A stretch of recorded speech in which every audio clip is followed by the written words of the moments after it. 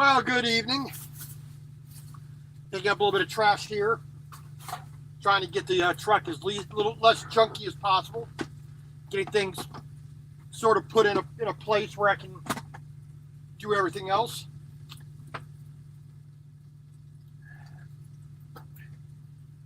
We are in the great state, apparently, of confusion. We're in Nebraska tonight. I just wrote it down there. We are in Gretna, Nebraska tonight, right here off of I-80. We are taking this load. We got Monday, kind of Monday and yesterday, and a second load today on the truck, off the truck, on the truck, off the truck, on the truck. A whole lot of confusion with that. But we are on our way. We did 583 miles today. We went from Farmer City, Illinois, where I stopped at the rest area on I-74 last night around 6 o'clock. Got up at 4 a.m. Well, 5 a.m. actually. 5 a.m. We drove 294 miles up to Waterloo, Iowa, with one armored personnel carrier coming from where I picked up in Indiana, a little bit south of Indianapolis. We went up to Waterloo, Iowa. I picked up 4 tires, got them put on the truck, and now I made it out here to Nebraska, and we are ready for dinner. So we got a panini grill, New York strip steak that's been soaking in a marinade for about 4 days. So we are hopefully going to have a really good meal. I just got to find me, okay, got my fork. Need to find me a knife. Let's see here. Should have a knife in here. There, we got a knife. There we go. And we got pretty much everything we need, I think. Let's get that in there. So we can unplug that. Gonna get a nice old meaty steak.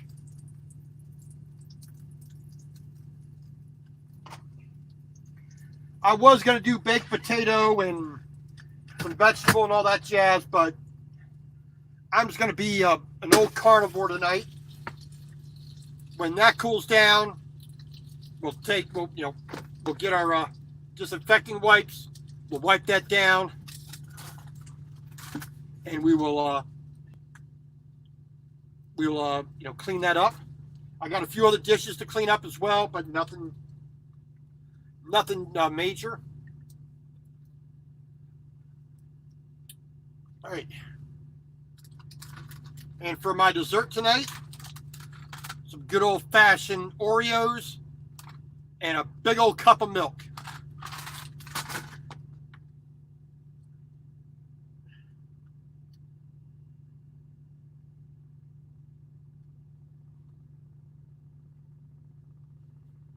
All right, today was just basically a driving day. I did 583 miles today. The weather was okay. No, it was a bit gloomy and gray and this morning. Once I got up into Iowa, the sun came out a little bit, so I had a little bit of sunshine. And then Iowa, from Waterloo, Iowa, down through Des Moines, over to Omaha, and then out to here. It was pretty good for the weather. Traffic was pretty decent, which was the nicest part about it.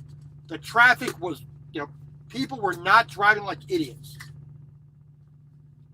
which is always a nice thing to have, When people get on the road and they use their brain, that's always a nice thing. So, just getting me a thing of water here. Now, I don't care what anybody says. I'd rather have a plastic cup than a styrofoam one. I've actually pushed the straw through a styrofoam one time, and just everything just ran right out the bottom. It's like, son of a bitch. I don't want that again. So we got a nice tall cup of ice and a straw to drink it with. Like I said, we got a nice old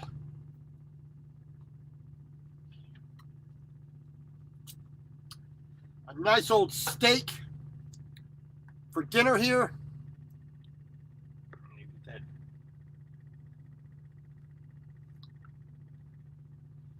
Now this has been marinating in a vacuum bag for about 4 days. I got a little bit of garlic, a little bit of black pepper, and some soy sauce soaked into it. And we're gonna put a little bit more soy sauce on there as well. So cooked soy sauce, a little bit of raw soy sauce as well. So this is gonna be my dinner for the night. So nice old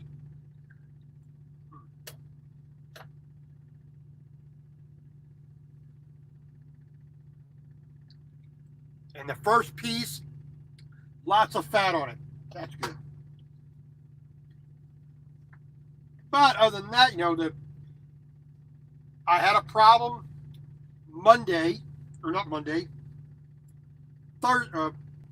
Friday, getting my load put on the truck.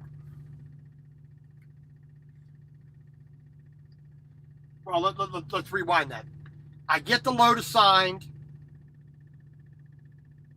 I go pick it up. They put 2 armored personnel carriers on my trailer. Right? The bill of lading will give you weight, the weight of what you're transporting, what you're hauling on your trailer. It said 45,000 pounds for both of them combined. Now, my truck empty with nothing, no load on the back, I weigh about 32 to around 33,000 pounds total.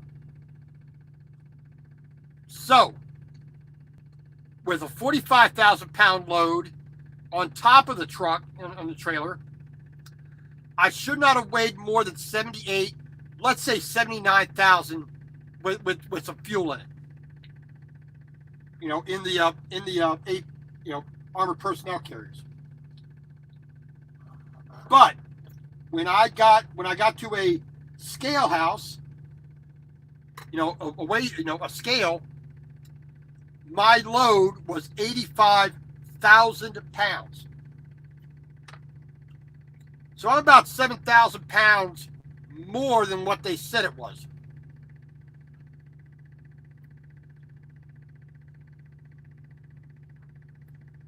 Well, that's a bit of a problem.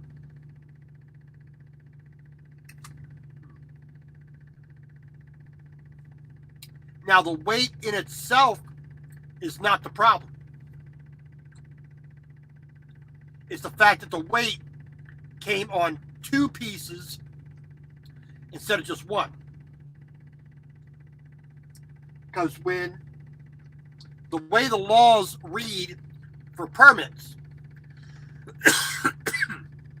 if I had 1 vehicle that weighed 85, that gave me the weight of 85,000 pounds, that's fine because it's 1 vehicle.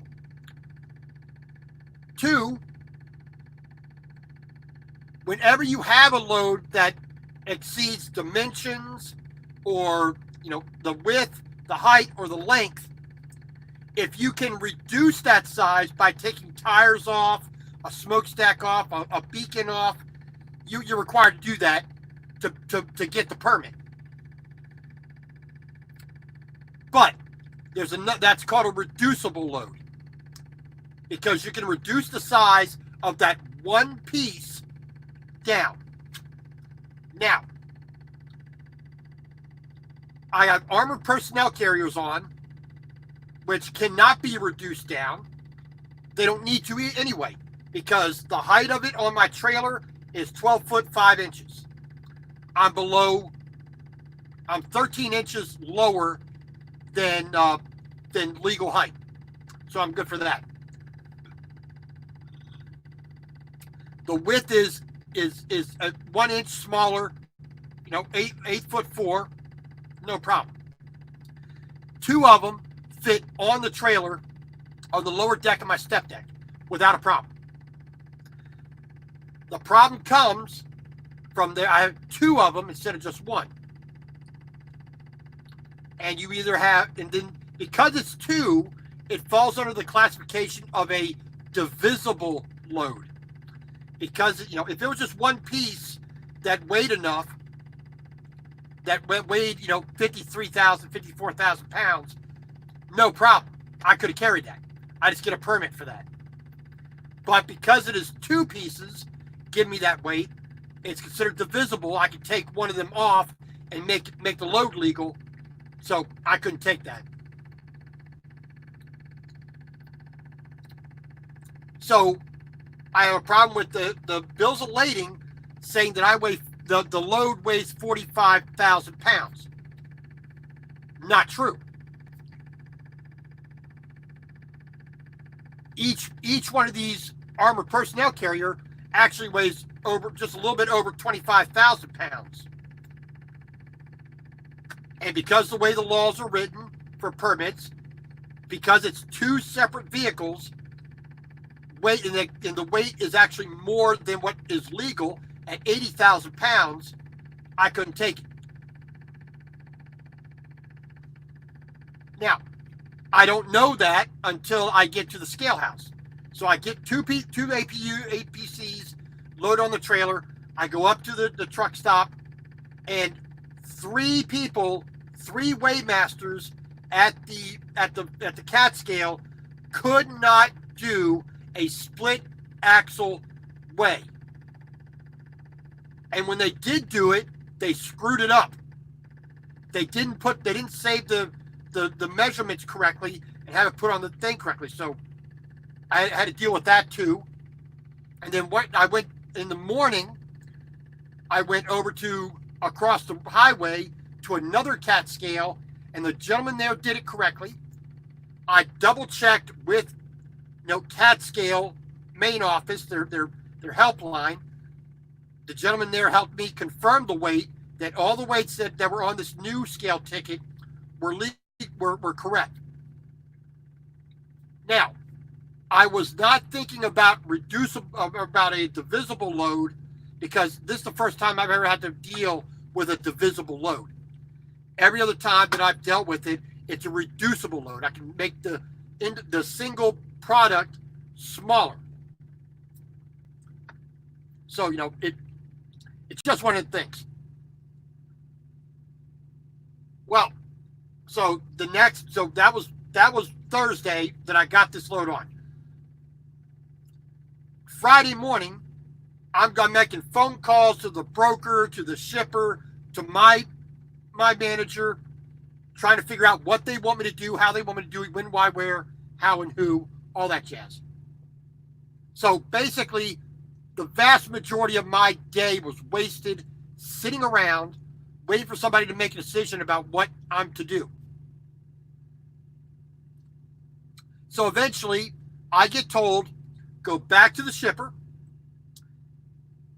have one of the APCs, armored personnel carriers, taken off, amend the bills of lading, and then roll. Okay, Not a problem. I'm an employee. I do my job. I do what I'm told. So I head back over there, get the one piece off, get all my stuff put away, start, pull up to the front of the building, and all of a sudden the guy comes out and says, "We're being told to take both of them off." Well, so now I'm going to have no load. So then, I call my manager, I call call the broker, saying, "Hey, what's going on here, blah, blah, blah." And the broker doesn't know what's going on. My manager doesn't know what's going on. I'm there and I don't know what's going on. I'm just doing what I'm told. The shipper says they both got to come off. Whatnot. No, I don't get any delay money. I'm a salaried employee, Jerry. Hey, Jung-gun. How you doing from Korea? Thank you, sir. So, get the first one off, pull away from the dock. We got to get the second one off. Okay, whatever. Okay, let me pull back over there. Bing, bang, boom. It's because they took the second one off because the way that this military base operates, if they don't have a 100% clean bill of lading, they don't let it go at all. So I had to wait for a new bill of lading. So now this is the National Guard for Indiana, whatnot. So while I'm sitting there waiting, they took the second APU off. I put things away because I might not have a load from there at all. So in the meantime, I get a call back from the broker. Why is that being taken off the truck? Well, that's what the shipper is saying. They can't let it go this way. Need a new bill of lading. So they took it off right away. They weren't going to let it sit on the truck and for me to wait. Oh, well, I don't know anything about that. That's not the way we're supposed to be doing. We're supposed to go. All right. So a few minutes later, a logistics person, a higher up in, for the Indiana State National Guard, Army National Guard, calls me and says, "Why is that coming off the truck?" Well, sir, that's what I'm being told. First sergeant this, sergeant major that. This is what's going on. Here, you want to talk to him? Here you go. So they talk. First Sergeant Jones is talking to this guy at a headquarters, saying, "Blah blah blah blah. This is what I'm being told. This is what I've been told. Blah blah blah." Left hand, rigmarole. Left hand doesn't have a clue what right hand's doing, and I'm sitting there going, I'll sit here and wait. You tell me what I can do, I'll do it. Which it is frustrating, but I grew up a military brat, a Navy brat. I grew up around that my entire life, my entire youth. I was on military bases overseas. I dealt with that kind of stuff, so it doesn't faze me that much. I expect it.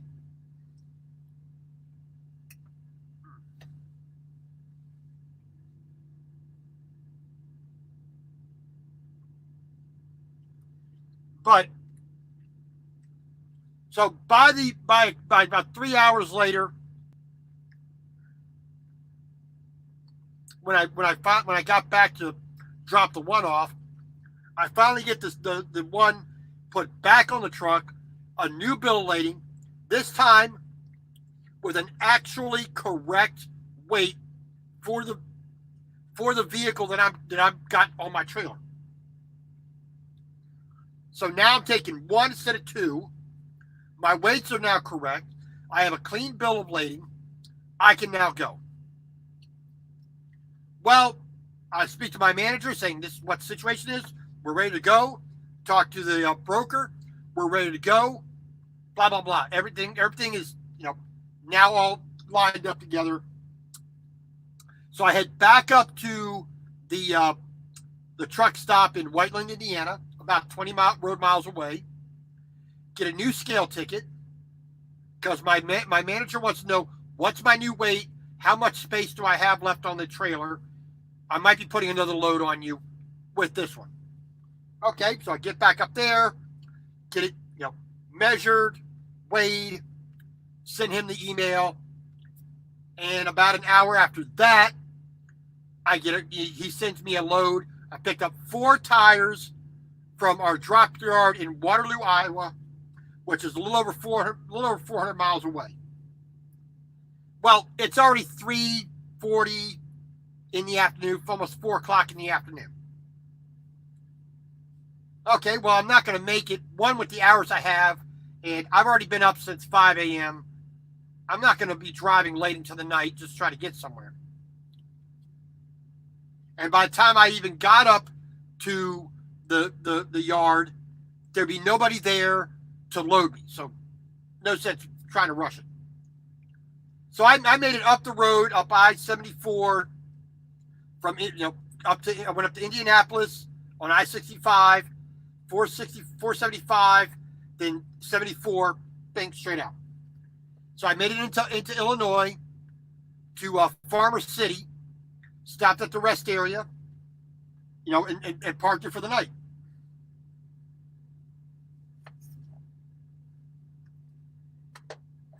Then, it's at 5 o'clock this morning, got started, finished my trip up to Waterloo, Iowa, got the 4 tires put on, bing, bang, boom, got out of there and hit the road again.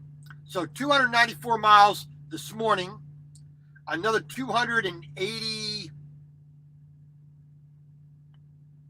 84 miles to here to Gretna, Nebraska. So in total, about 583 miles for the day, which is not too bad considering.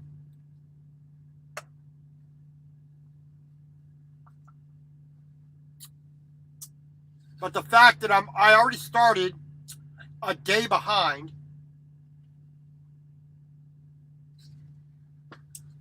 not really helpful. So I'm already a day behind. I had to do an extra 200 miles to get up to Waterloo, Iowa, then back onto I-80 and out a little bit. So I'm already, like I said, I'm a good day behind where I could have been. Now, tomorrow, I am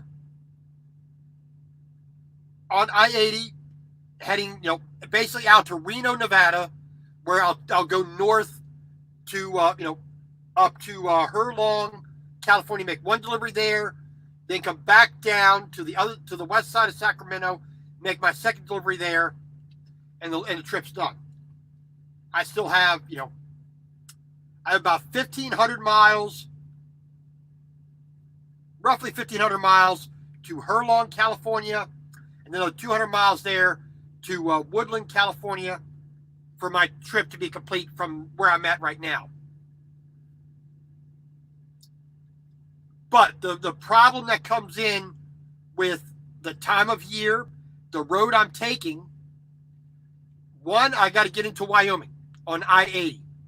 I-80's been shut down several times this year, just in this past month. Been shut down several times. Now, I looked at the weather map, what the forecast is going to be. I might get stuck in Wyoming. I'm going to try to make it to Laramie tomorrow.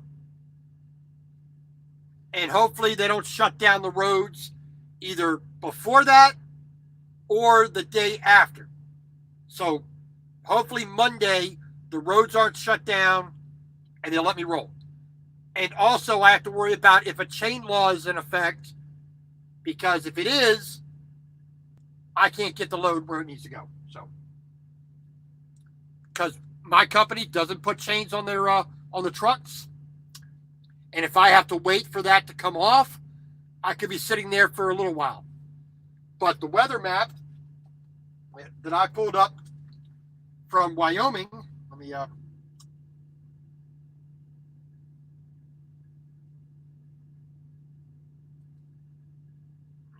see if I can turn down the brightness here a little bit. There we go. But that's the weather map for Wyoming for tomorrow. So I'm going to be going from the green side, from the green side over here. Oh, where's the green side? There we go. I'm going right across the southern portion of the state, from either side all the way over to the other side. So it's some of that, green, light snow or rain, snow mix overnight, wet to slick spots overnight. The yellow, light to moderate snow overnight, slick to slick spots overnight. The red zone, which is basically a third, just kind of almost an exact third of the way across. All right, moderate to heavy snow Sunday evening to early Monday morning. Slick and snow-packed roads, breezy, gusty winds overnight causing blowing snow, reduced to poor visibility. That's almost all the way at the very bottom southwest corner. The rest of the red area,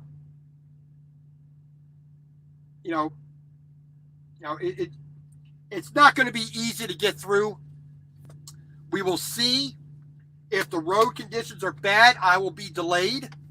But I sent that picture, and also saying that I could go down to when I get to Big Springs, Nebraska on I-80, I could detour down to I-76 down to Denver, and then take 70 through Glenwood Canyon, past Vale, Glenwood Canyon, Glenwood Springs, on out, and then get over to 15, take that north. But Colorado, between Dotsero and Morrison, Colorado on I-70, also has a chain law in effect. So I can't go that way either. And there really is no other way I can go. Trying to go on the U.S. roads, the back roads through the mountains, I'm not doing that because that's just dangerous. And some of those roads do have weight restrictions, and I don't think they get plowed as often as they should. So I'm just not doing it. Now, if my manager or safety calls me back and says, no, run this road, and we'll do this, we'll do that, we'll find a way around, or just take the time and be delayed. Whatever. Truck driver, I don't agree with that. I cannot agree with that statement. The ELD has absolutely zero to do with me driving safely. Because the rules on paper are the exact same as the rules on ELD. Custom Wheel, how you doing? Country Girl, hi, how you doing? Great to have you. Well, and that's the thing. No matter which way I go, I'm going to be dealing with it. Like I said, if I wasn't delayed Friday and I did not have to go up to Waterloo to pick up a second load to put on the truck, I would have been through that. I would have done today. I'd have been through that into Utah, and it probably wouldn't be as big of a deal. But when somebody screws up at the very beginning, before I get my little grubby mitts on the bills of lading, there ain't a thing I can do about it. It's like, my manager was told it was a legal load. I was told it was a legal load. Turns out to be false. Somebody put on the bill of lading a legal document the wrong weight.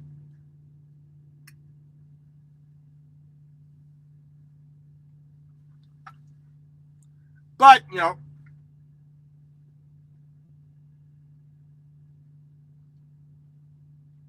things like that will happen. No matter what you do, stuff like that will happen. And all you can do is grin and bear it. You know, you just gotta kind of suck it up, buttercup kind of attitude. And crying about it isn't gonna, you know, make that dog hunt, as I like to say. So, you know, I kind of, you know, just, you know, just roll with the punches. No, truck driver, it doesn't. It doesn't tell me when to sleep. It doesn't tell me when I have to stop. It doesn't tell me when I have to go. It doesn't tell me anything. All it does is track the hours that I have available. That's it. Okay. It's the difference. I want to make this analogy here pretty clear.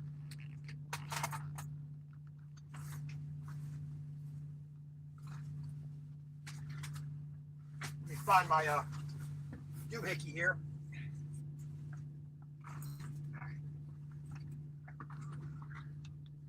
The ELD and a paper log is the exact same thing as a paper map and a GPS.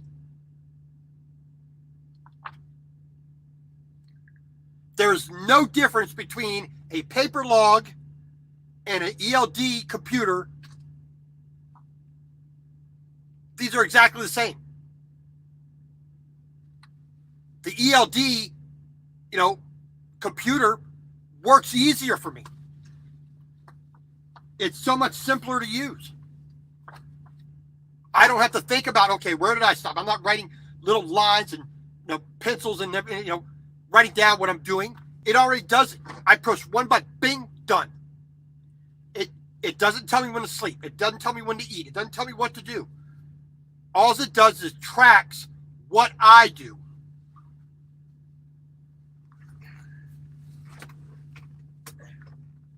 So, you know, like I said, I'm not, you know, maybe because I didn't, you know, maybe because I'm not an old school trucker. You know, this is my third year of trucking.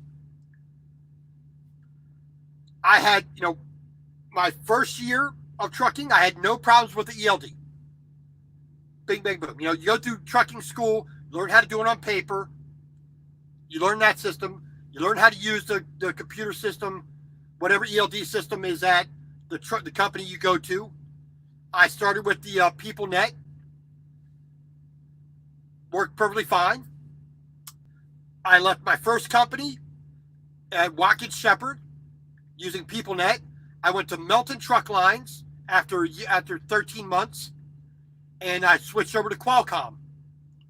Now, the Qualcomm system I had in the truck that I was at Melton with, it wasn't working.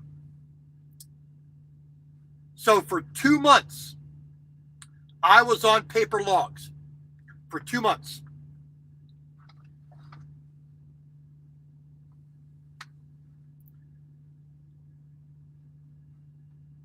And for 2 months, I did paper logs. No problem. The rules are exactly the same.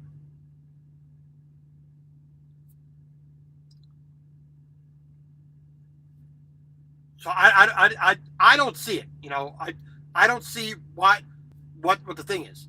Now, I use, you know, 60, 67, 68 hours a week. You know, I drove. It wasn't like I was sitting around doing nothing. I drove. I was constantly going. I spent 3 months on recap. You know, like I said, I just can't agree with that. With that, you know, you can only run what the hours allow you to run, and whether it's a piece of paper or it's a computer tracking those hours, it's exactly the same. You are limited to the same exact number of hours. Now, when I left Melton doing regular flatbed work, and I came over here to Valley Transportation doing heavy haul, doing oversize, I run very little hours, which doesn't bother me because I'm a salaried employee. So, you know, even more so it doesn't matter how many hours I use. You know, like I said, I have to disagree with that. A paper log tracking your hours versus a computer tracking your hours, the law is exactly the same. There's no difference. So I just have to disagree with that there, truck driver. But, like I said, we are here in Gretna, Nebraska, here on I-80. I should hopefully get to Laramie tomorrow.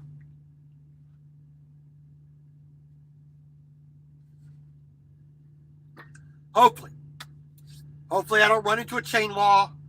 And I actually got looked at up on the iPad here about whether the chain law is in effect or not. And like I said, I cannot, I could get down to Denver, but then where do I go from there? I can't go out on I-70 because there's a chain law in effect between Dotsero and Morrison on I-70, so I can't go that way because no chains on the truck. My company doesn't do chains. If you run into the weather, you stop. You wait. So if I have to stop and wait, I stop and wait. I'll get my laundry done. I'll catch up on video. I'll do maintenance on the truck. I got other things I can do. And like I said, since I don't worry about how many miles I do because I'm a salary employee, I get the same pay every week, whether I do 4,000 miles or 3,000 something miles in a week, or I do 0. Hey, the second to last time I was in California, I waited in California for 11 days doing nothing, waiting for a load. So almost a week and a half, I did nothing, and I got paid the same amount. Well, that's the difference, truck driver. I don't necessarily agree that we as professional truck drivers are being controlled in that way. No doctor. These are people who have the power of life and death in their hands. No doctor is required to work only a certain amount of hours. A doctor can work 48 hours straight without a break, and it's not against the law. A police officer, the power of life and death in their hands, can work whatever hours they want. They can be a police officer in the day, a bouncer, and then a bartender, and never get any sleep, and then come back to work the next day as a police officer without no law tracking how many hours they work, how many hours they're off the clock, when they're cleaning their gun, or when they're sharpening their scalpels, all that jazz, whatever it is they're doing. Firemen don't have that. Only people in the transportation industry have that. Hey, coming from Black Girl, how you doing? Yeah, unfortunately this week has been kind of, frustrating, so I ain't been on too much anyway. I figure, I know this live stream is late, so I figured just go ahead and stick it up. But like I said, no other group of people have to deal with those kind of rules and regulations. I mean, people who work in nuclear power plants do not have rules about how many hours they have to have off the clock, how many hours they can work in a day. They don't. Like I said, the military doesn't have rules for how many hours you can work in a row. If they give you an order that you have to work this many hours in a row, there's no law saying they can't do that. Police officer, firemen, ambulance drivers, EMTs, lawyers, judges, people who actually have, there's severe consequences for them making a mistake. They don't have those kind of rules. We do as truck drivers. but they seem to think that we are somehow irresponsible, that we don't have any dang common sense, that we know when we have to stop. We know when we have to take a break. You know, when I wake up in the morning and I don't feel like I can go, I mean, I roll over onto these pillows here. I turn right. I wake up, turn the alarm off on the phone, saying, I judge myself in the morning, say, I don't think I can do it. I set it for another hour, and I go back to sleep. Nobody tells me to go. And I refuse to go if they try. Because, like I said, I don't care about the load getting where it needs to go. It'll eventually get there. What I care about is not killing myself. And like I say many a times in my video, in the vlog, and like I've taught people how to drive vehicles, and I've told them, you do not drive that vehicle until you know it's safe and you are safe. If you don't feel like you can go, you tell them you are not going until you get sleep. And if a manager at any of my companies ever said, you got to go now, I'm going to take that little phone, I'm going to put the recorder on it and say, now I want you to say that again. You are telling me to drive unsafely. You just said that. I want you to confirm that. I want you to tell me to go, even though I told you I didn't get enough sleep, I don't feel well, I don't feel safe driving. You're telling me to go anyway. Then that's when I call a lawyer and I sue their asses.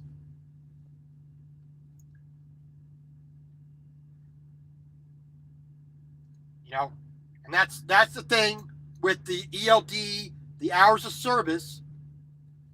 You get some schmuck in an office typing on his little computer all day long.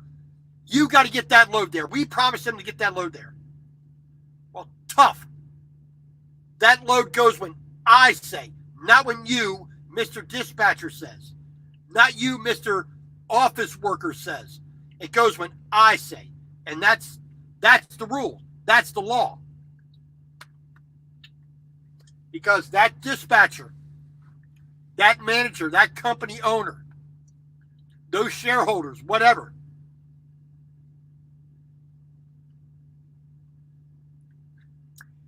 they are 0% responsible for that load when it gets on my truck. Now, I'm talking legally, not civilly. They're responsible to an extent to the customer and the shipper.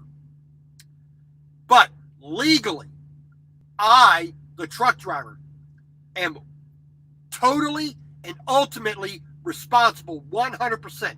Anything that is wrong with the truck, the load, the paperwork, anything, the hammer falls on me first and foremost.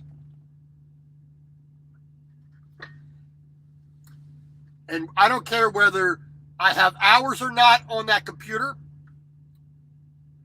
I don't care whether the weather is fine and sunny outside or, socked in with snow and ice, or it's a hurricane or a flood or, a rampaging, horde of zombie turtles. I don't care. I go when I say it's safe and when I'm ready to go. No computer tells me to do that. And I won't let it. I never have and I never will. Okay, so like when I was a pesticide applicator for lawns, trees, and shrubs back in Maryland, I had a pesticide applicator's license from the Department of Agriculture in Maryland that allowed me to do certain things.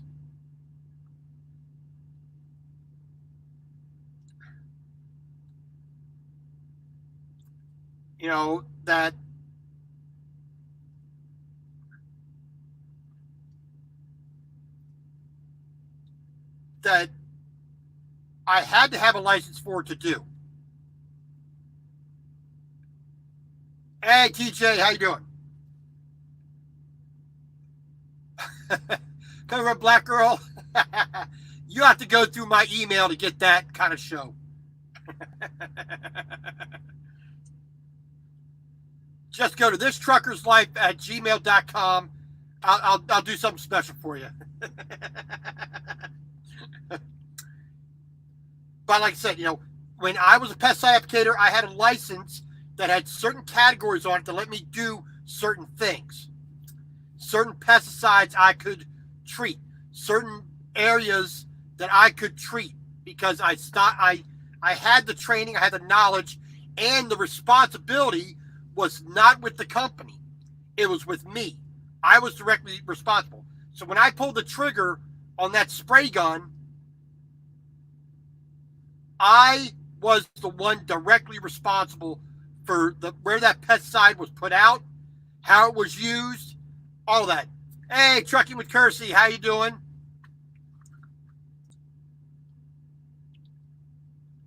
Well, that the same thing applies to trucking. That CDL puts that onus of responsibility on me 100%. Pugface, how you doing, sir? I've never seen you before. I can't remember. It's been in before.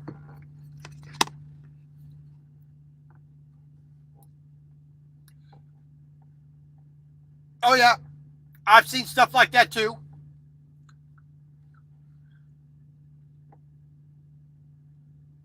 When it comes to the ELD, when it comes to the regs, I make sure that I'm 100% compliant. Now, some of you have seen this before. Okay, I'm want to show you what we got here.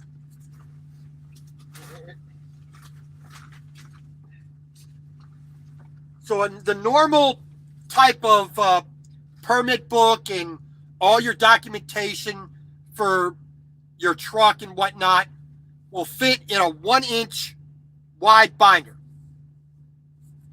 That's most truck drivers will have this. Now, all my permits and other documentation were in this 1-inch binder, and I do heavy haul, so I deal with annual permits for farm, construction, blanket permits, escorts, and things like that. So I deal with that kind of stuff all the time. And it came in this, a 1-inch binder. Now, the only thing I have in here now is my monthly maintenance report that I fill out every month. I got my ELD information and my driver handbook for my company. That's in this. But this used to hold everything for documentation.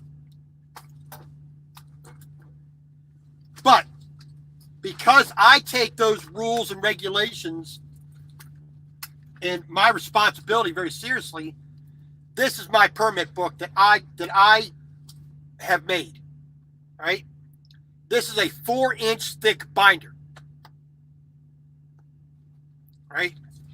So, I got everything that I'm going to need when I get inspected at a scale house or on the side of the road by a state trooper. Truck registration, inspection, IFTA sticker, insurance, all my annual permits, and the regulations. Let me open it up. For every one of the 48 states that I go to. So like here, Florida rules and regulations for oversized, overdimensional, overweight transportation. Every state, all 48 of them, I have all the rules and regulations printed out. Escort maps, weight restrictions, bridge height, things, stuff like that. So I make sure I have it all. So when the regulations go, somebody says, "What's this?" I can go to it. Well, let's see. I was in where did I get my last pull in at a weigh station? I believe it was New Mexico. I, you know, they pulled me in. Come in, bring your paperwork in. I didn't have an oversized. Wait a minute. Yeah, I did have an oversized load. Bring your paperwork in. Want to see your bills of lading and all that jazz, your permits, whatnot. Now, like I said, most guys maybe come in with a 1-inch binder, put it on the desk. Here you go. Here's my bills of lading. I kind of scared the guy when I laid this out. He goes, "What the?" He literally said, "What the hell?" Oh, TJ, you like the shirt? All right. It says "Feck Off Cup." Now, if you know the British TV show called Father Ted from the from England and Ireland, that's where this comes from.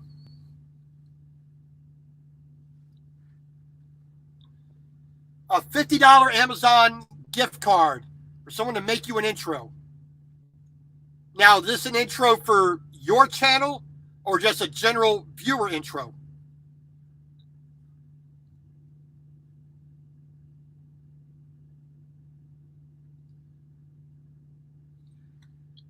Well, see, the number one thing that I worried about there, Pugface, when I started trucking, all right, I knew precisely the type of trucking I wanted to do, which was heavy haul, oversized loads. That's what I wanted to do. Now, I started, I saved my money from working to go to trucking school, got my CDL, picked a company to start with. I did regular dry van work, local delivery, OTR, regional, whatnot. I got my experience driving a truck and being a truck driver that first year. Then I moved over to doing flatbed, which I went to Melton Truck Lines, got a pretty good education for how to properly secure a load, tarping, dealing with that kind of stuff. Then after a year there, I came here to a trucking company that does heavy haul, oversized. Now I'm doing that. I'm getting permits on a regular basis. And that's the number one thing I was really concerned about was the rules and regulations. All the other stuff that I learned up to that point, I didn't want to try to do all at once. Regular truck driver, dealing with bills of lading, rules and regulations, then securement, knowing how to do that properly, then coming here and putting the permits on top of that. So, just basically kind of layer things up, like that. So, it was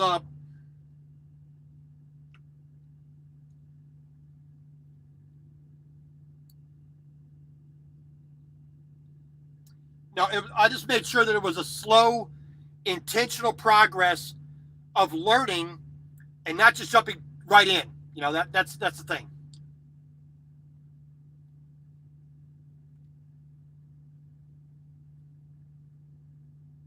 Well, that's part of it. All right, so let's pull out our. So I have. Let me find it here. I have a California annual permit. All right. California annual permit. And you see I got my expiration date on there. I actually have the new one on as well, which I have to switch, but I got the new one for this upcoming year. But all the rules and regulations will be listed, kind of your restrictions and requirements typically going to be listed on there. But that's just the permit itself. That's the authorization to do that stuff. Now, here I have printed out the rules and regulations. There are curfew maps, for when you can drive in certain areas. San Francisco, California, LA,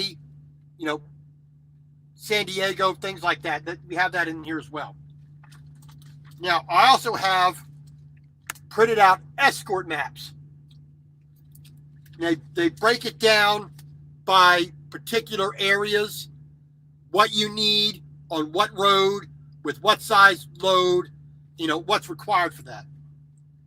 That's why I have it printed out and in my truck, in my permit book, which I don't see anybody else doing that. I've never seen anybody else at my company or any other truck driver doing that. But I will not drive down the road without it because that protects me. When a DOT officer or a state highway guy says you're supposed to have this, well, I can pull it right in my. I said, well, I have the rules and regulations in my book. I'm going to get that out and we'll read it together to make sure that I am compliant. And if I'm not, we're going to be justified in writing me a fine. If I'm justified because I know it because I'm correct, because the rule says that, you're going to dismiss that. And that's the way it's going to be.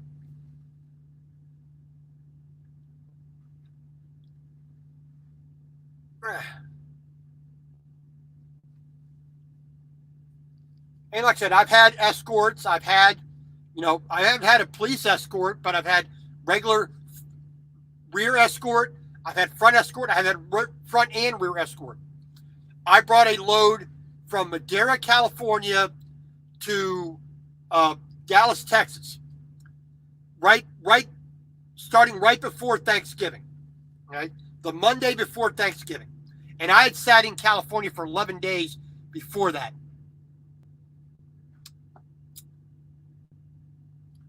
So I had a 14-foot wide load coming out of California. I needed an escort all the way through California into Arizona.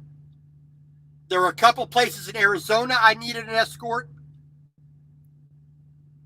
There was a couple places in New Mexico I needed an escort.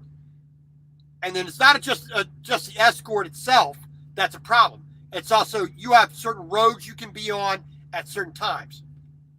Yeah, Pugface, if you go down the wrong road, especially when you're on a permit, you can be fine.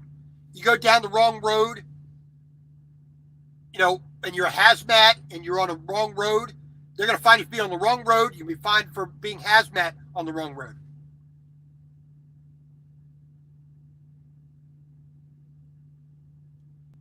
What advice would you have to give a new driver who has goals to drive heavy or oversized? Well, like I said, the path I took was I started as a regular van driver. I was very methodical. Regular van driver for a year, just to get used to driving, living in the truck, doing the job, dealing with bills of lading, make sure things are accurate, and that you're compliant with all that. Then I went my second year, I went to a standard, what I would say a legal size load company. Maverick, Ronaldo,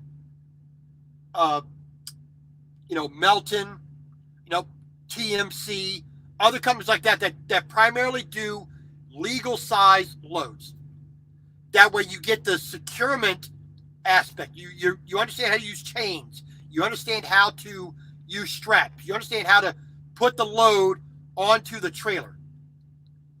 Because a flatbed trailer or a step deck trailer without a moving axle, it's a lot harder to balance the load. You got to get it right the first time. So, and then once you get your experience, once you get some knowledge how to do that, you demonstrate you can operate without, getting fines and things like that. Then you call a heavy haul company like mine. 2 years of driving experience, 1 year of securement experience.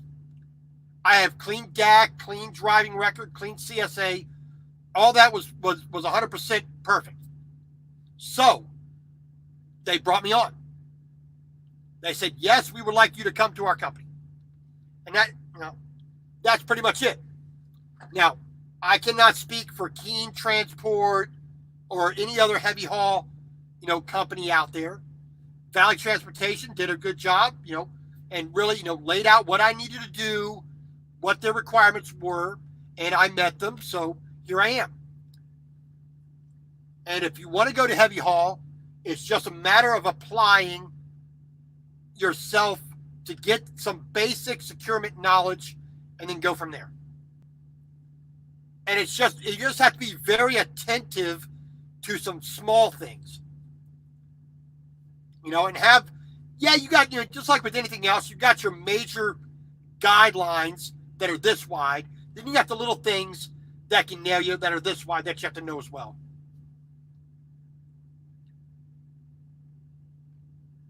Pug face? No, I haven't. If a couple years down the road, I do have the opportunity to buy my own truck and be an owner-operator, lease on to this company, I might do that. But being the business owner side of it, I don't really know if I want to do that. I think I have at least a small amount of brains that I can actually handle that. But I really don't want to deal with that business side. I don't want to deal with the insurance and the regulations and the sexual harassment thing and the drug testing and the bureaucracy of dealing with the government. I really don't want to deal with that. I think I have the mental capacity to deal with it, but not really. This is the easiest job I have ever had in my life, being a truck driver. Dealing with pesticides, dealing with people's food, dealing with construction or dealing with inventory, dealing with customers on a one-to-one basis, customer service type jobs, mowing, cutting down trees, being a landscaper. I did those jobs fairly well, I think. I tried to be as professional and master my chosen field at the time. But really, this job as a truck driver is the easiest freaking job I ever had in my life. All three companies I've worked at, I have not really worked that hard. Even when my first job where I was doing a lot of local delivery and I was moving carpet and furniture out the back by hand, wasn't that hard.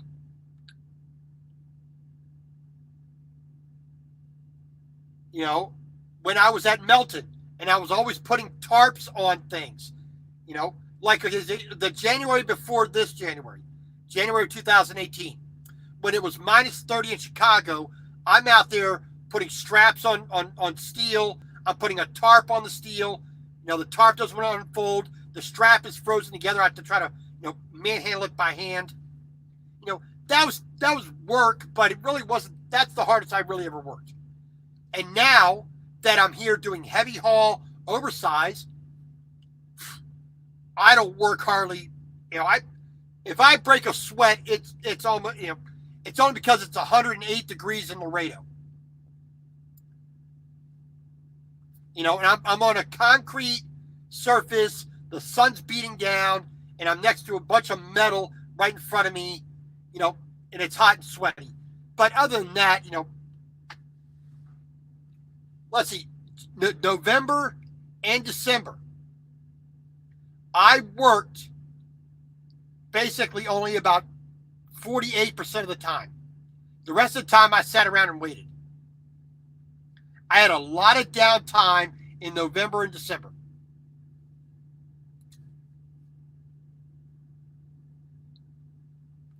Yeah, postal worker. If you're actually walking around, using your little feet to walk around, you're getting a good amount of exercise as a mailman. But if you're just driving the vehicle around, putting it in the mailbox, that's really not that difficult, but it's just one of the things,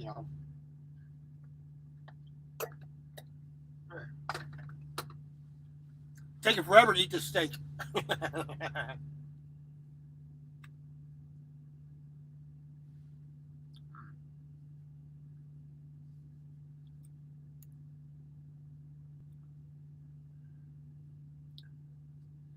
Well, Pugface, going back up, dealing with what roads you can be on as a truck driver. Yeah. That's why I have a truck-specific GPS. Now, this is a Rand McNally Tablet 85. This is the brand new one I just picked up a while ago. Now, too many guys, too many truck drivers get into a mistake where they will use Google Maps on their phone. Google Maps on your phone is not made for trucks. It's made for cars. It's made for riding mass transit. It's made for walking or bicycles. It is not made for commercial trucks. So all these guys out here who use their Google phone, their Google Maps on their phone, are putting themselves at risk of getting onto a street they're not allowed to be on and getting a nice big fat ass ticket. I plug my addresses in here.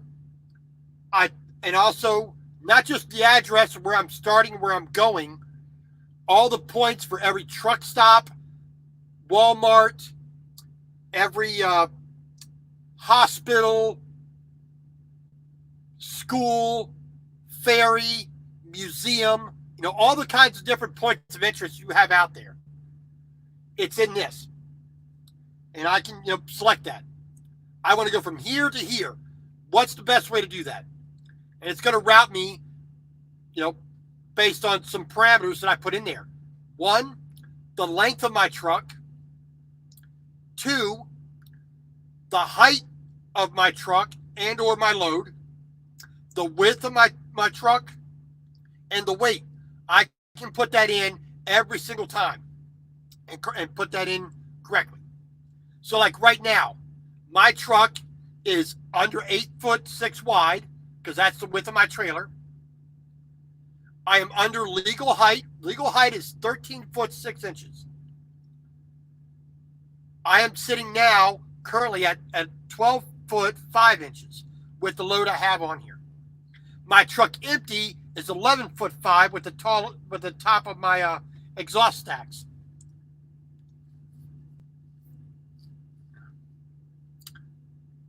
And I can put all that in here, and it will give me a properly set route. Every bridge is in here. Every road that has weight restriction is in here. Speed limits for trucks is in here. Roads that are prohibited for trucks is listed in here. So it'll route me wherever I need to go. A lot of times it's not straight point to point. Sometimes you got to get off and go around this way and that way. But a truck GPS for a truck, to me, is like a CV for a truck. It's an indispensable and I think necessary, not required, but a necessary tool of doing the job. It's like working in a bank. You work in a bank, you have to have an adding machine to calculate how much the money. You just don't pull it out of your hand. There you go. No, you type it up. Yes, this is correct. It's like having a knife as a cook. You can cut things with a fork, but you do the job better when you have the proper tool.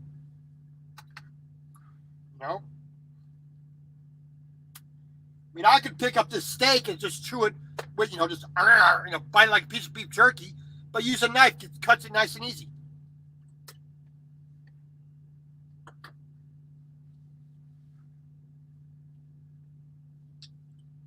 But I've seen it too many times.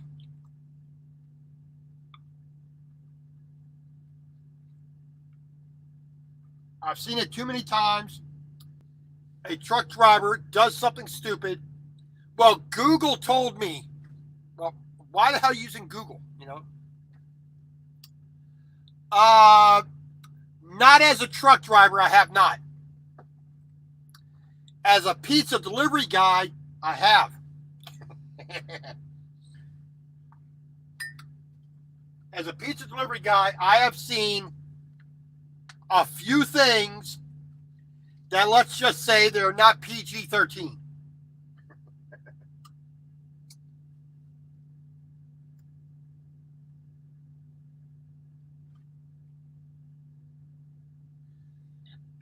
I had gone back to school in 1992 to learn mechanical drawing, drafting, architecture, computer-aided drafting, and design. I was working at Pizza Hut, during the night, weekends and nights. So I went to school full time. I went to work full time at night. I walked around for a year like a zombie because I really didn't sleep all that much. Okay, so this is Baltimore, west side of Baltimore, Woodlawn, Catonsville, Pikes, a little bit of Randallstown. If anybody knows Baltimore, knows what I'm talking about. Emmetsville, that area.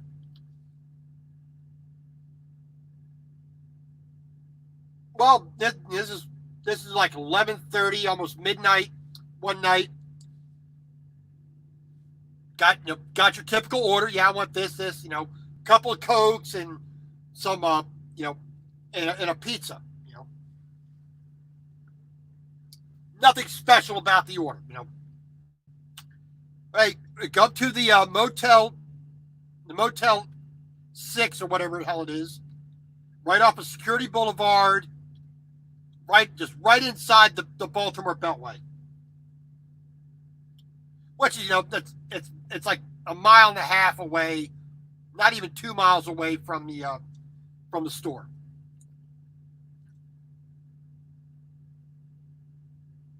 Well, so I had like 3 deliveries, 3 pizzas. I got 2 of them done. Going to the motel, room 23. I'll never forget it, room 23.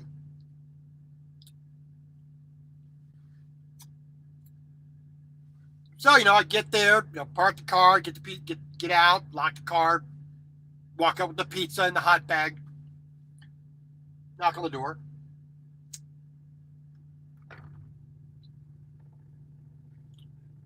Now, typical hotel room, everybody knows, the bed's right there. Bang, you can see it. Well, the 2 individuals in this room were quite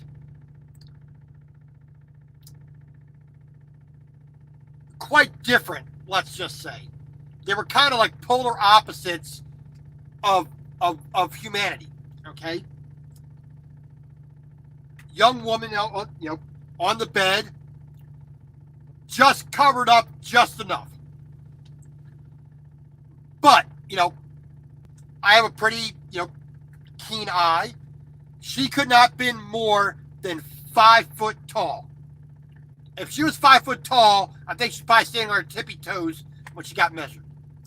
Super small, skinny, petite, super blonde hair, very, she's this pale white, Now, her boyfriend, husband, lover, lawyer, whatever he wants to be called.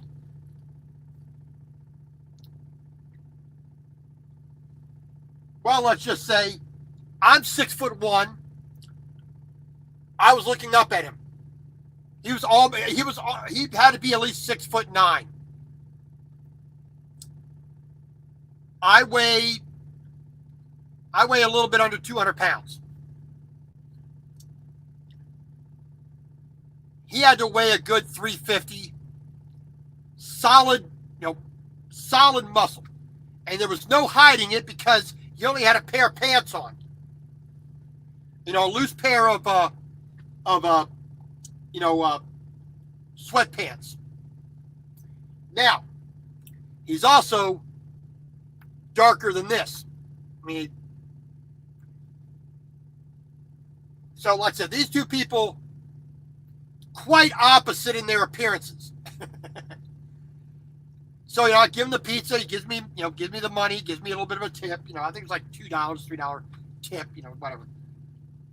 Close the door and go about our way.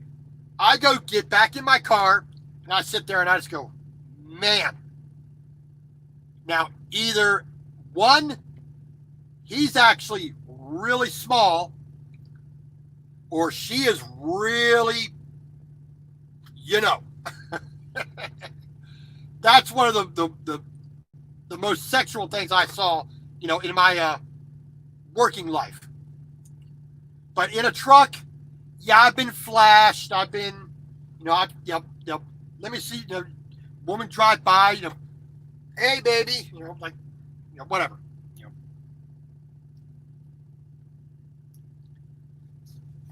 But, not seeing anybody having any kind of fun in the car. Well, if they were trying to show it, they didn't do a very good job because I didn't see it. I couldn't tell you. Hollywood, the serial killers, bad people, or dumb country hicks. That's usually the way they're portrayed, but I'm from Baltimore, East Coast, suburbia. Grew up on military bases my whole youth in Japan for 10 years. I like to think I'm fairly urbane. I think I'm fairly, I prefer the country, but I don't think I have a big country accent.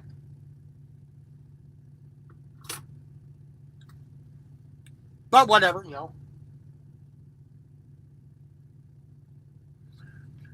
All right, so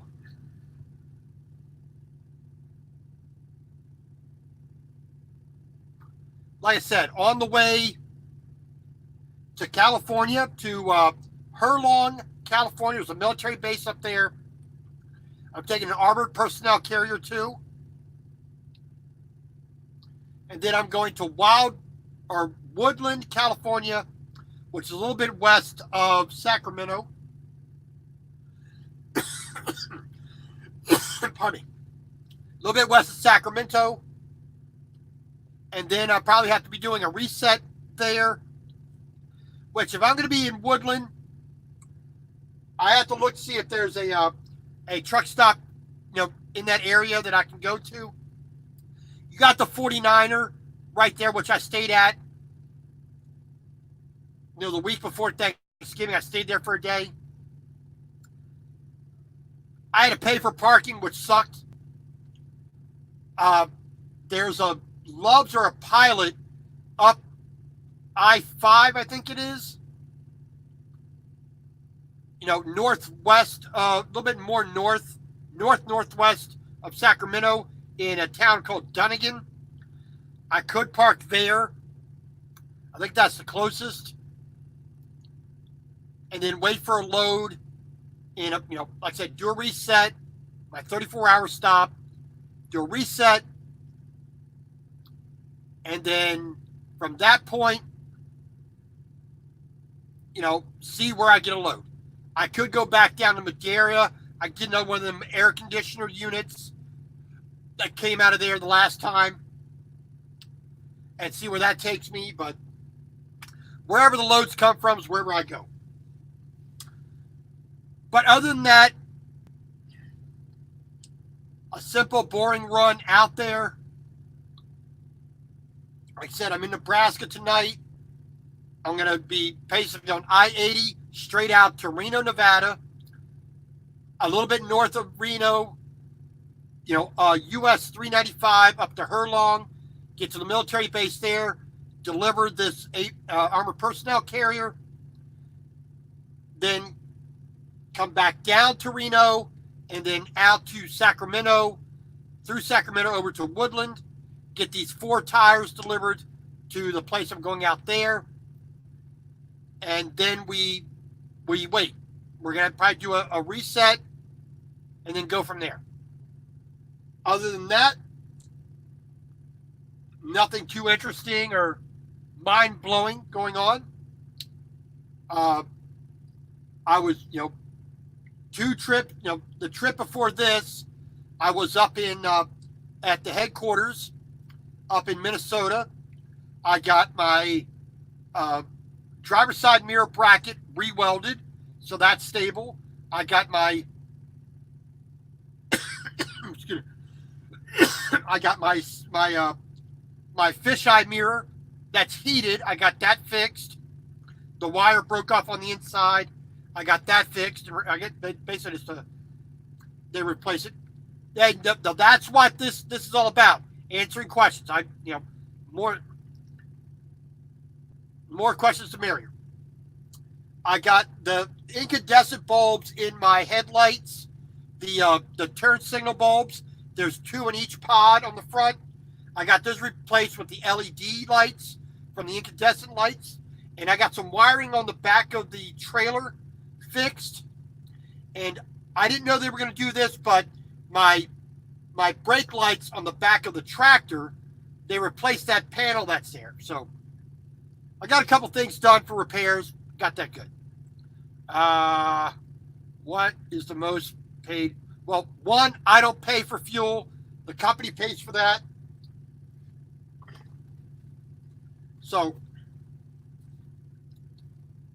my rewards card, I get points for every gallon that I fill up. And I think I have like 14, reward cards in here. But, that's the gas card, just like a credit card, But primarily, because we fill up at Pilot Flying J, I use the phone app for that, and I get double, triple, quadruple points for doing that. But let's see. The most I ever put in, I think I topped out at over $800 for fuel and for DEF. And that was 250 gallons, I think it was.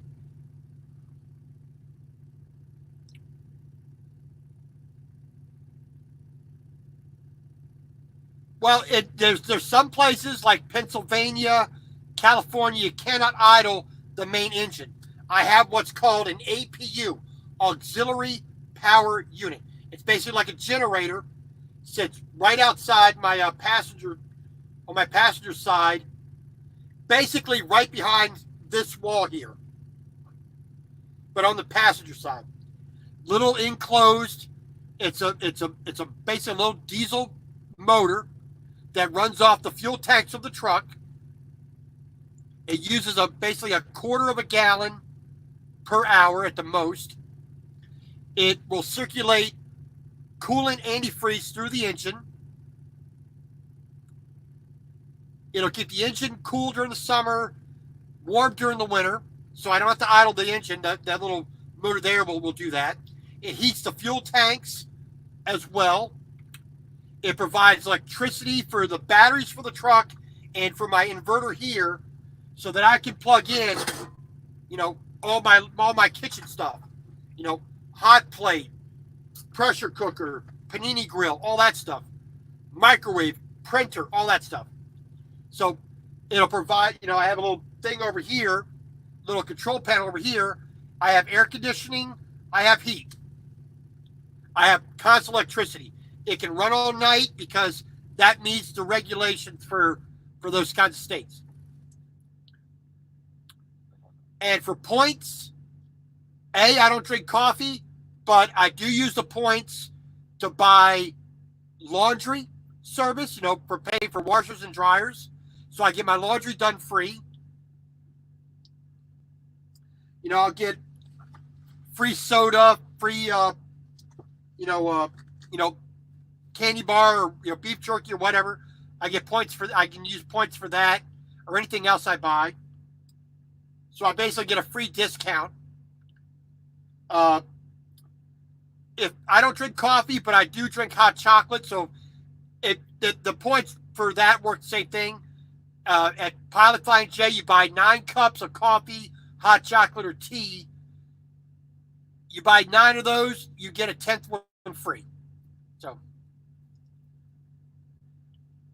then I get free showers. I have free showers every single day for filling up 1,000 gallons a month.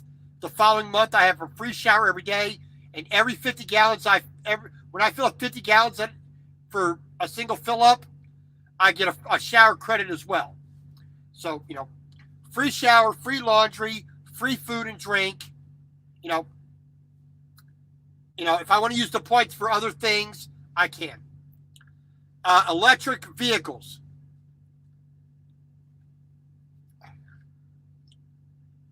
I have an issue with electric vehicles not because of the vehicle itself, it's because people's understanding of electric vehicle is about the same as what a snail has of electric vehicles. They have no understanding what an electric vehicle is or does.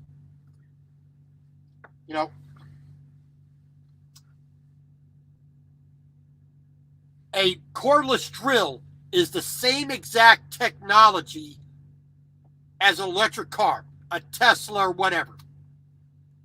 The same exact technology in a cordless electric drill.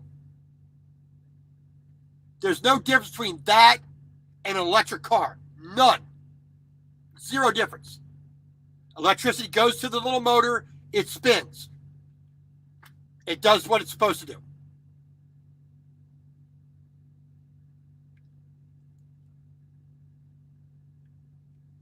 The technology of electric vehicles is only slightly more improved today in 2020 than it was in 1903.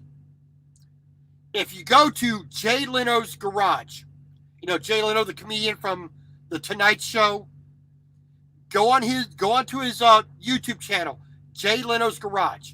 Type in electric vehicle or go to the playlist. You'll see, I think it's a 1903 Baker electrical car. The technology that's in that car is only slightly improved in a modern day Tesla. Because you put an iPad and other computers into it, doesn't make it more efficient, doesn't make it better, more capable. They aren't. Now, the internal combustion engine of today is 100 times more efficient than it was 100 years ago. Every year, the internal combustion engine has made progress. That's not true of the electrical, because the limitations of the battery and the power requirements to get that movement going, you can't beat physics. Electricity is a poor way to move things. Oh, it can do it consistently. It can do it rapidly. It can do other things. But when you start putting it into batteries, it's not worth it. And trying to do that in a truck, no. One, they're more dangerous because when they catch on fire, they're more dangerous to try to put out. Two, they have no range. I can put 290 gallons in this truck, and I can go well over 1,000 miles down the road without refueling. You cannot do that in any electrical car. Tesla, I think, has a range of 300 miles, maybe 400. But every time you put another person in the truck, you put a suitcase in it, that range decreases. You go up hills, your range decreases. You got to do all kinds of little tricks to make it as light as possible, and it's not worth it.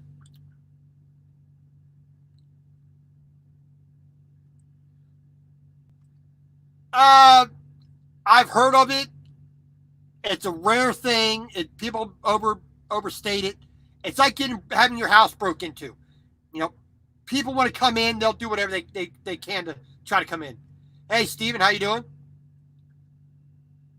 If they want to break into your truck, they're going to do it. Let's just say I have cooking knives. I have ways of protecting myself.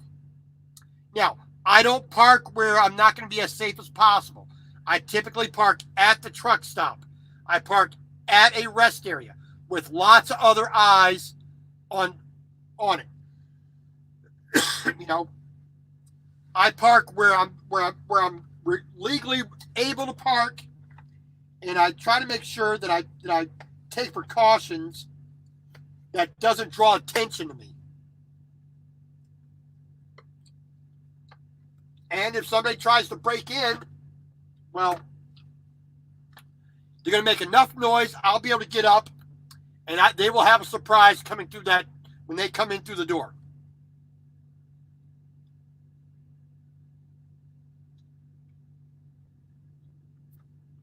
But you just gotta. It's just like anywhere else. You're in a car, you're in a motel, you're on a boat, you're on a train, you're in your own home. Somebody wants to break in, they're going to. It's not that. It doesn't happen that often. And like I said, if I have a gun and I am legally allowed to have it, like I said, if I buy my own personal truck, and I can have the gun with me without violating some other state's law, I will. And if somebody breaks in the truck, well, let's just say I'm gonna be a very generous man. I'm gonna give them some free bullets. Merry Christmas. Bang, bang, bang, bang, bang, bang, bang. I'm giving you your present early. Because my life is worth more than your life when you broke into my vehicle. You broke into my home. You threatened me or my family. You know, that's just the way it is. You know, it's like that old expression, tried by 12 or carried by 6. I'd rather be facing a jury than having a bunch of pallbearers.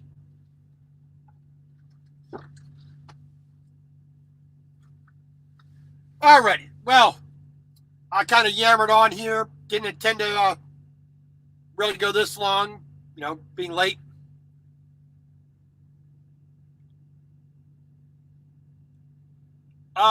Can cops pull you over, truck drivers without proper call, not breaking the laws, so you pull you over, check your logs, permit? Yes. The only thing they need to have is, I want to do an inspection on this guy. I want to check his logs. Doesn't bother me. It's part of the job. It's like going to a weigh station. It's like having a requirement to do a pre-trip and a post-trip inspection. It's like having a requirement for me as a heavy haul flatbed driver of having to stop every 150 miles to check the securement on my load. If you're a commercial truck driver, those are the rules of the road. They don't need probable cause. Let me put it this way. Their probable cause is to enforce the law to make sure you are compliant with the law. Now, if this was a private vehicle, let's say this Peterbilt was actually an RV, and it said not for hire on there, it's a private vehicle, I would be exempt from those laws. Because it's not a commercial vehicle. It does not do work. Just like somebody in their Subaru, somebody in their Jeep, somebody in their Chevy Suburban, doesn't matter. They can roll down the road without, they don't need to do pre-trip inspection. They don't need to, be regulated on the hours they can drive. They're typically almost never restricted on where they can go and when they can go. They don't have to go through scales. They don't get pulled over for random inspections. No police officer that I know of in all of America has pulled somebody over to make sure that their documentation is correct. The only time they're going to pull a regular citizen over in their private car is when they see something wrong. They're speeding, changing lanes, driving recklessly, making a legal U-turn. You did something wrong to attract the attention. Truck driver, I just go down the road. They can flash those lights on. Pull on over. You all right? There you go. The scale house flashes that sign. Truck must pull in. Okay? Pull around the back and bring in your bills of lading, your ID, your driver's license, your medical card. Bring in your paper, your permits. Bring all that stuff in. And that's just part of the job. Well, a taxi, Stephen, is a commercial vehicle. Remember that. It is a commercial vehicle.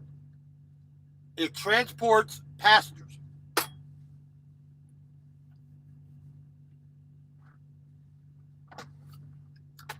You are not getting my pressure cooker. You get your own.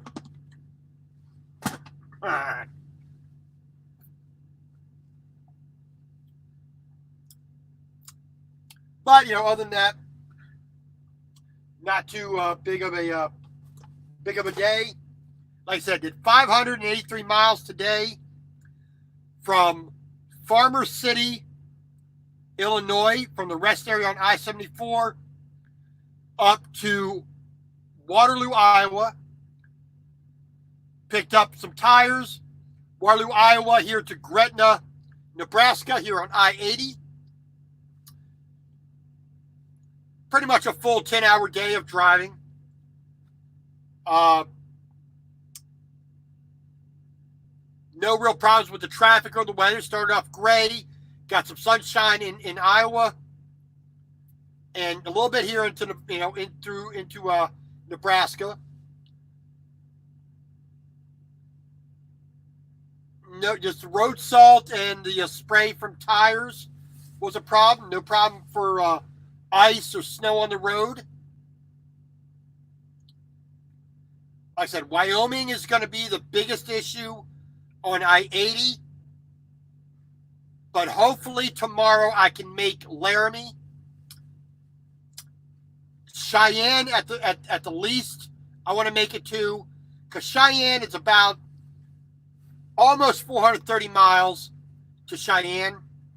Laramie is about another 90 miles down the road, so about 523 miles approximately on I-80. So I would like to make Laramie. Rawlins would be even better. Rawlins is 624 miles away.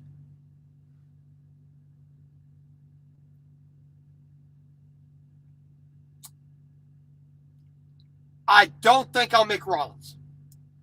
I think there's going to be speed restrictions because of snow in Wyoming. There might be another shutdown of I-80, which there's been several this past month. Several shutdowns of I-80 because of weather. It's either going to be snow or it's going to be a chain law that'll stop me from rolling down the road in 80. Now, if they shut the road down, I'm going to get delayed. But I've already sent a picture of the weather map from Wyoming. That was from Wyoming. So here it is. That's the weather map for Wyoming for the next day or so. I'm going from the green section to the red section, all along the very bottom of it on I-80. So light snow, medium snow, heavy snow. Now, hopefully,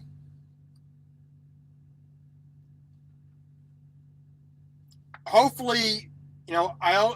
get into the light to moderate snow area, which is where Laramie is, according to the map.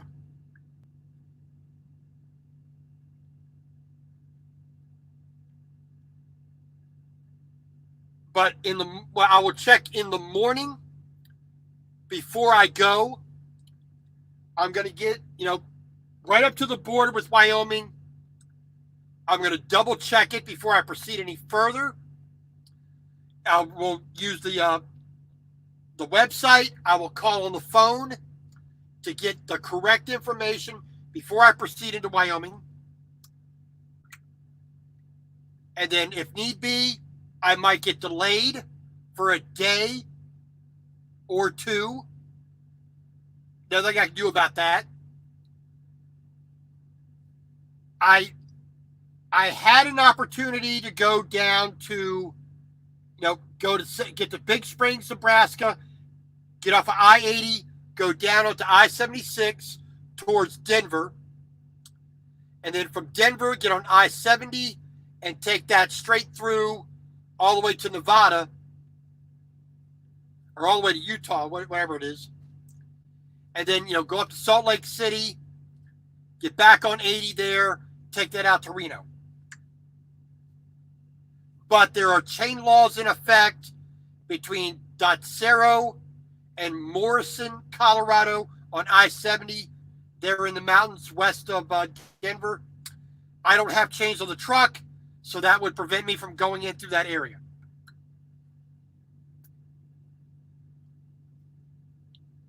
So basically, I-80 is probably still going to be the best. That's more direct. It's just when I'm going to take a chance. There is a chain law that will prevent me going I-70. So we will see what the weather does, what the conditions are, whether they shut down the highway or not, or put a chain law in effect, which will stop me as well.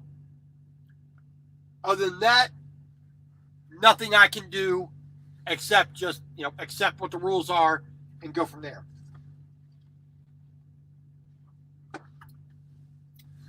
But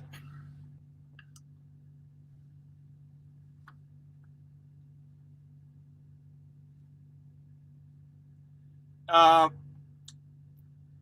than that, we're just having a fairly easy run out to California, and we will just take it as it comes. So tomorrow, I'm going to try to be on time tomorrow for the live stream. On Sunday, I'm going to be making barbecue ribs again in the Instapot. So if you did miss the last barbecue ribs one, we're going to do a live stream. What I think I'll do to do a glaze of the barbecue sauce, either I will put it on the panini grill, or I will get my butane torch and use a butane torch to caramelize the barbecue sauce, and we will go from there. Other than that, I think we're pretty much done here for the night. Just want to say thank you to everybody for coming in. Always glad to have you. I always put the link for StreamYard, so if you ever want to come on and be on camera with me, I'm always happy to have you. You just got to use the link up there. Go to StreamYard. You close your YouTube page, and then you have a camera that can get on with to me, and you have it on here, so we have a little bit better conversations. So, Mr. Huber, thank you very much. You on my dick, thank you very much for coming in. I appreciate it. Mr. Christensen, Jerry, thank you. Pugface, thank you very much for coming in. I thank you for the questions. Hopefully the answers I gave were vaguely correct. Kersey from Trucking Along with Kersey, please go check out her channel. She puts out some good video. Let's see here. TJ of the Woods, Bull of the Woods, he puts out good content as well. I like watching his stuff. Thanks for coming in, sir. Let's see here. Coming from Black Girl, thank you for coming in. Truck Driver, thank you very much. We have a little bit of disagreement there, but that's the beauty of what we do. We can have that discussion, and we can go from there. I'm glad you came in. Thank you much. Country Girl, always glad. Custom Wheel Horse Tractor. Eric, thank you much for coming in. I do appreciate it. Junggoon, all the way from Korea, thank you very much for coming in. I always do appreciate it. So like I said, thank you very much all for joining me tonight. Nothing, just me rambling on as I usually do. So I just want to thank you all. And God bless every one of us. So have a good night.